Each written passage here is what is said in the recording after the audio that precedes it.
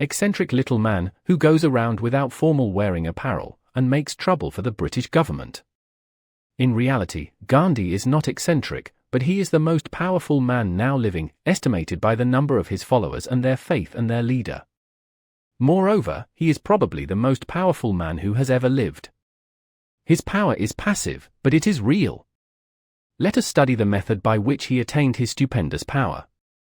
It may be explained in a few words. He came by power through inducing over 200 million people to coordinate with mind and body in a spirit of harmony for a definite purpose. In brief, Gandhi has accomplished a miracle. For it is a miracle when 200 million people can be induced, not forced, to cooperate in a spirit of harmony for a limitless time. If you doubt that this is a miracle, try to induce any two people to cooperate in a spirit of harmony for any length of time. Every man who manages a business knows what a difficult matter it is to get employees to work together in a spirit even remotely resembling harmony. The list of the chief sources from which power may be attained is, as you have seen, headed by infinite intelligence. When two or more people coordinate in a spirit of harmony and work toward a definite objective, they place themselves in position, through that alliance, to absorb power directly from the great universal storehouse of infinite intelligence. This is the greatest of all sources of power. It is the source to which the genius turns. It is the source to which every great leader turns, whether he may be conscious of the fact or not. The other two major sources from which the knowledge necessary for the accumulation of power may be obtained are no more reliable than the five senses of man. The senses are not always reliable. Infinite intelligence does not err. In subsequent chapters, the methods by which infinite intelligence may be most readily contacted will be adequately described. This is not a course on religion. No fundamental principle described in this book should be interpreted as being intended to interfere either directly or indirectly with any man's religious habits. This book has been confined exclusively to instructing the reader how to transmute the definite purpose of desire for money into its monetary equivalent. Read, think, and meditate as you read. Soon the entire subject will unfold, and you will see it in perspective. You are now seeing the detail of the individual chapters. Money is as shy and elusive as the old-time maiden. It must be wooed and won by methods not unlike those used by a determined lover in pursuit of the girl of his choice. And, coincidental as it is, the power used in the wooing of money is not greatly different from that used in wooing a maiden. That power, when successfully used in the pursuit of money, must be mixed with faith. It must be mixed with desire. It must be mixed with persistence. It must be applied through a plan, and that plan must be set into action. When money comes in quantities known as the big money, it flows to the one who accumulates it as easily as water flows downhill. There exists a great unseen stream of power which may be compared to a river, except that one side flows in one direction, carrying all who get into that side of the stream, onward and upward to wealth, and the other side flows in the opposite direction, carrying all who are unfortunate enough to get into it, and not be able to extricate themselves from it, downward, to misery and poverty. Every man who has accumulated a great fortune has recognized the existence of this stream of life. It consists of one's thinking process.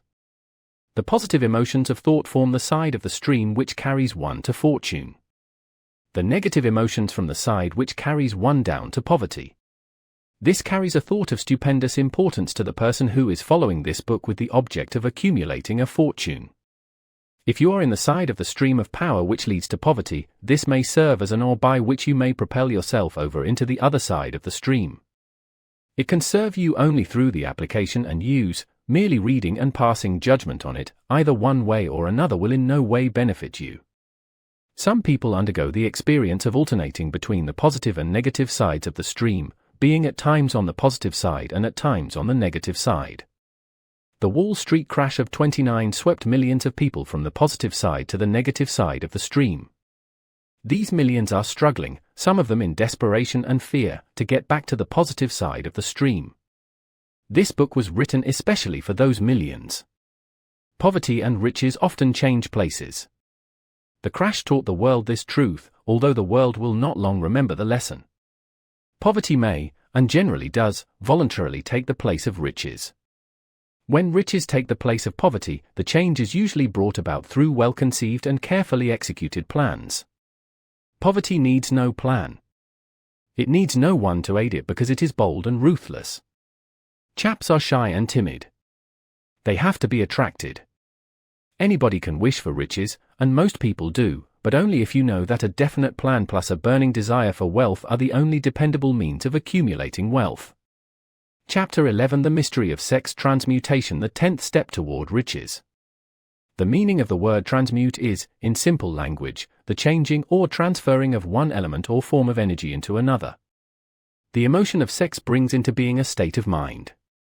Because of ignorance on the subject, this state of mind is generally associated with the physical, and because of improper influences to which most people have been subjected in acquiring knowledge of sex, things essentially physical have highly biased the mind.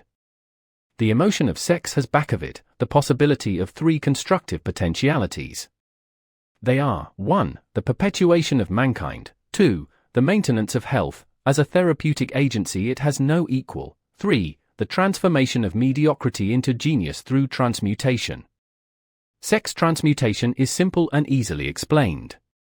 It means the switching of the mind from thoughts of physical expression to thoughts of some other nature.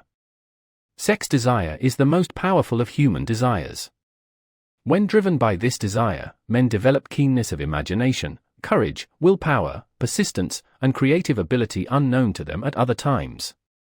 So strong and impelling is the desire for sexual contact that men freely run the risk of life and reputation to indulge it. When harnessed and redirected along other lines, this motivating force maintains all of its attributes of keenness of imagination, courage, etc., which may be used as powerful creative forces in literature, art, or in any other profession or calling, including, of course, the accumulation of riches. The transmutation of sex energy calls for the exercise of willpower, to be sure, but the reward is worth the effort. The desire for sexual expression is inborn and natural. The desire cannot and should not be submerged or eliminated, but it should be given an outlet through forms of expression which enrich the body, mind, and spirit of man. If not given this form of outlet through transmutation, it will seek outlets through purely physical channels. A river may be dammed and its water controlled for a time, but eventually it will force an outlet. The same is true of the emotion of sex. It may be submerged and controlled for a time, but its very nature causes it to be ever seeking means of expression. If it is not transmuted into some creative effort, it will find a less worthy outlet. Fortunately, indeed, is the person who has discovered how to give sex emotion an outlet through some form of creative effort, for he has, by that discovery, lifted himself to the status of a genius. Scientific research has disclosed these significant facts. 1. The men of greatest achievement are men with highly developed sex natures, men who have learned the art of sex transmutation. 2. The men who have accumulated great fortunes and achieved outstanding recognition in literature, art, industry, architecture, and the professions were motivated by the influence of a woman.